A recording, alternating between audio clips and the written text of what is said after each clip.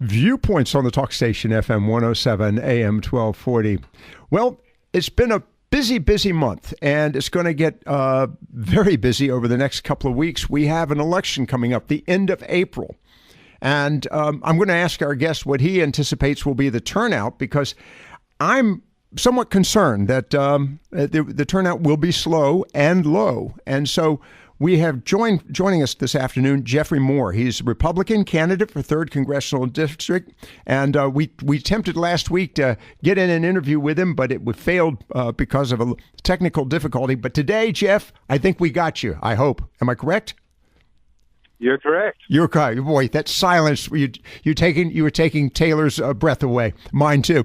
Good afternoon to you. Thanks for joining us. I know as we speak. Thanks for having me. Oh, our pleasure. And I know as we speak, you're headed to a forum. I know that you'll be attending lots of them, and I'm going to be curious about what you've heard and felt over the past couple of weeks as you've prepared for this. But the forum you're going to is God and Country dinner in New Bern. Is that correct?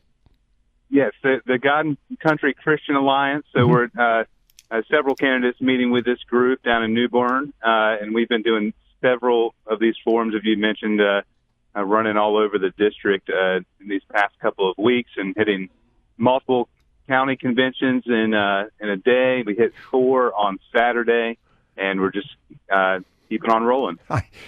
This is going to be a real marathon for you and for all the other candidates. Let's talk about these forums and what you've learned in your experience over the past couple of weeks. I know it's relatively early in the campaign, but the campaign ends in a month and a half. So by timeline, you're well into the campaign. What have you learned from these forums? What have been the response from the audience? What are they looking for, and what are you telling them? Well, they've got quite a job ahead of them, obviously with 17 candidates on the Republican side for this race, of vetting candidates, where they're coming from, what their true motivations are in running for this seat, and what the qualifications are in as much as advocating for the 3rd District and the values that they hold dear. And so that's a lot of what we've been hearing in feedback at these different venues across the district, are voters wanting to know if each candidate, and myself especially, are going to fight for them and their principles. This is a district that I grew up in and identify with those principles very much. And so I've been letting all of the voters know exactly where I come from and how my background qualifies me to approach each and every issue with a breadth and depth of knowledge unmatched in this large field. So they want to know exactly who these people are on this big ballot list they're going to be having on April 30th. And so I'm out there trying to the best of my ability to let each and every voter know exactly where I stand on the issues. Well, let's talk about your background and qualifications, and let's talk about your age, because I think that's important. You're a millennial. I am, yeah, technically. So maybe just skirting under the wire there at being on the precipice of 35 years old. Mm-hmm. And so let's talk about your reasons for running. Yeah, so I started my professional life as an equity trader. I majored in political science in college. I always had a love for America and the principles it was founded upon, and my heroes were founding fathers growing up.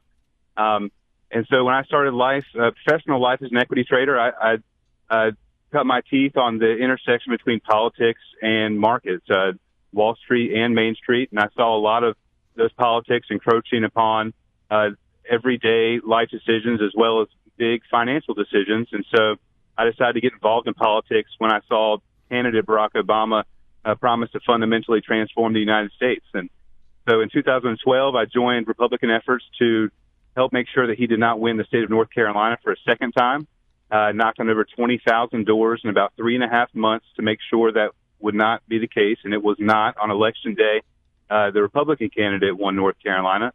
Unfortunately, President Barack Obama did win re-election. And subsequently, I actually joined the administration of Republican Governor Pat McCrory to work on economic development policy and workforce development policy, and then returned to the private sector to continue leveraging my financial background in geopolitical risk analysis, helping companies mitigate political risks in as much as those policy decisions in the United States and around the world, especially the geopolitical interactions there, affect their business. And had a passion project along the way of First and Freedom Daily to really hold politicians' feet to the fire in acting upon the campaign rhetoric they issue on the campaign trail, following through on those talking points and those principles to make sure that we have policy at the state level and the federal level that actually aspires to make us the freest nation on earth. I think that we failed in a lot of ways, and I think voters across the 3rd District agree with me there. So when I saw this, the 3rd District opening up when the late Walter Jones mentioned he would not run for re-election, I started thinking that the district needed some representation. I actually lived up to that legacy of integrity and principle, and that's why I threw my hat in the ring, because I believe I'm the best person to do that. That's why our slogan is principle over politics, because I believe wholeheartedly down to the very core of my being in these principles that founded this nation, individual rights, personal responsibility, and limited government. The government is way too big, and we've got forces on Capitol Hill that are seeking to make it ever larger. So I want to go fight against that tooth and nail. Jeff Moore with us this afternoon, Republican candidate for North Carolina Congressional District, 3rd Congressional District, left vacant by the late Walter Jones. Speaking of Congressman Jones, and of course, one of his issues, Jeff, has been that of national debt. And you, of course, talk about your experience in financial management. What about that, and how would you address that? And do you see this as a major concern, as did the congressman before you? Yes, absolutely. It's a major concern. I've actually been signing pledges with organizations to reduce the debt and reduce deficit spending. It's become large enough of a problem that it actually serves as a national security issue at some point, because we're reaching the point that the debt service, the interest payments on the debt, is going to eclipse our total budget, annual budget for the Department of Defense in just a couple of years. And that puts us in a position that's definitely weaker as a nation if we're dedicating so much of our taxpayer dollars just to service that debt.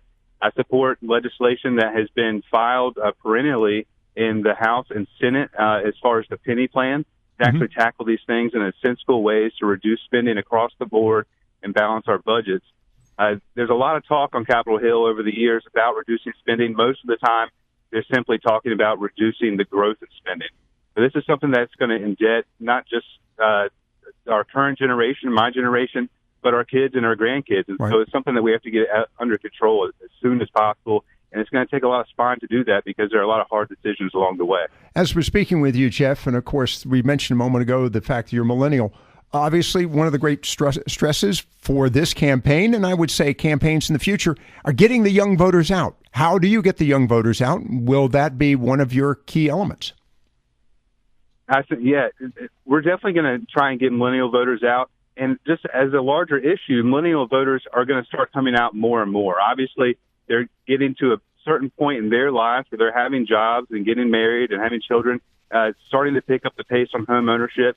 And we know that over time, as people grow up out of those teen and early 20s years, they start to have a little bit more of a conservative bent to them as they start paying taxes. It really is a punch in the gut when you see how much Uncle Sam is taking out of your paycheck. So they start thinking a little bit differently about how government should operate. Right. So we're going to be approaching those issues in that way to let millennials know and younger generations know how much federal government policy actually does affect them and reduce this apathetic sense that many younger people have about politics overall. Well, that has been a challenge even with us in here in the Viewpoints program, because we've been promoting this as a big issue. Jeff, recognizing we're short on time, I want to give you an opportunity to simply say to us, why should we vote for you? Well, we need a new generation of conservative leadership in Washington, D.C., someone that understands the good family values, the good American principles that are bred into Eastern North Carolina and this 3rd District. Those are the values that I grew up around the family dinner table learning. They've been inculcated in my being from a very early age, and I've followed in that vein throughout my education and my professional life. My professional life in particular has given me an expansive and diverse base of knowledge to complement my really true convictions and following the path set out by our founding fathers. We've gotten way too far from that vision, and we've currently got people in Capitol Hill representing some of the new generation that would undo it completely. The AOCs of the world that are seeking to rip us from our foundations and institute a lot of socialist policies in Washington, D.C. That can't happen. I'm not going to let it happen. And that's part of the reason I was motivated to put myself in this race, because I want to make sure that the next generation is not represented by such foolishness, such idiotic policy, really such immoral policy, because these are moral values that we hold. They're absolute, and they deserve to be defended. Jeff, you're married, have children. How is the campaign going amidst family affairs and all that you've got to do? I assume the family, well, obviously the family is behind you, but how do you balance it all? Yeah, it's tough. I've got 2 young children. I've got 2 precious little girls, one that's about to be 4 years old, one that's 1 year old, and a wife that works. And it's definitely a balancing act. And obviously, I would never have thrown my hat in the ring if I didn't have the 100% support, principally of my wife, but of my family and friends all around me as well. They certainly understand that I'm burning the candle at both ends for a good reason. Right. And each night when I'm tucking my baby girls into the bed, it actually just motivates me more to get out there and secure this victory so we can actually fight for them going forward. They've got a lot of life ahead of them, and they deserve America at her best, and she's certainly not living up to that at this moment. All right, a little shameless self-promotion here. Website for people reaching out and getting more about you, learning more about you. JeffMooreForCongress.com. It's JeffMooreForCongress.com. Please go on there, and you can see everything about me and my background and all of our issues. And also, there's a donate page on there as well. All right. Jeff, as always, thank you very much. Best of luck. I know you're headed to another forum yet again. Yeah, I'm just surprised. I know that it's taking a lot of time and a lot of gas to get all over this 16 county or 17 county district. So I look forward to talking with you again in the future. But thank you very much for being with us. We appreciate your time. Thanks for having me. You'll have a great night. Absolutely. Thanks again.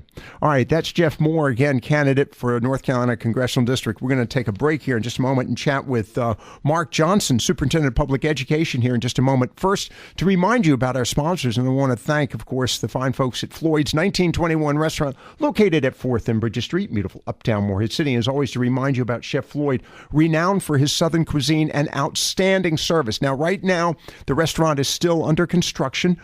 They are recovering from Hurricane Florence, but that does not restrict you from enjoying a great meal from Chef Floyd and his staff. You simply need to give them a call, 727-1921. Go online to their website or their Facebook and arrange for a catering opportunity. Yes, they will cater your home or a business or a party, anything of that nature, and you can still enjoy a great meal from Floyd's 1921 restaurant, that is Chef Floyd, and they will be opening soon. They are working diligently. I got a note from the crew there at Floyd's 1921 restaurant. They're working diligently on that old house. They're looking forward to getting back open. They miss all of you. And as always, to remind you, once they're reopening, they will, of course, require a reservation. 727-1921 is that number, 727-1921, for a catering opportunity or possibly to go ahead and get your name on the reservation list, because I know it's going to fill up very quickly.